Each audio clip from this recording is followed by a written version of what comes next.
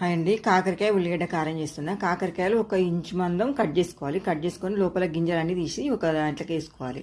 తర్వాత కడాయి పెట్టుకొని 1 spoon oil వేసుకొని కాకరకాయలు మంచిగా ఫ్రై చేసుకోవాలి. కొంచెం గోల్డెన్ కలర్ వచ్చే వరకు తీసి ఒక గిన్నెలోకి వేసుకోవాలి. ఫ్రై అయిన తర్వాత మళ్ళీ 1 స్పూన్ ఆయిల్ వేసుకొని శనగపప్పు, మినపప్పు, 2 ఉల్లిగడ్డలు, 1 ఎల్లిగడ్డ, ఒక చిన్న నిమ్మకాయ సేంత చింతపండు, ఒక 10-15 జీడిపప్పులు వేసుకొని ఫ్రై చేసుకొని అవి కూడా మిక్సీ పట్టుకోవాలి. పసుపు, జీలకర్ర, కారం, ధనియాల పొడి, ఉప్పు వేసుకొని మెత్తగా మిక్సీ పట్టుకోవాలి. కొంచెం వాటర్ వేసుకొని ఆ పూర్ణము కాకరకాయలలో డిప్ చేసుకోవాలి. డిప్ చేసుకొని మళ్ళీ కడాయి పెట్టుకొని 1 స్పూన్నర ఆయిల్ వేసుకొని జీలకర్ర ఆవాలు వేసి కాకరకాయలు వేసుకోవాలి. మిగిలిన మిశ్రమం కూడా పేస్ట్ వేసుకొని బాగా ఫ్రై చేసుకోవాలన్నమాట.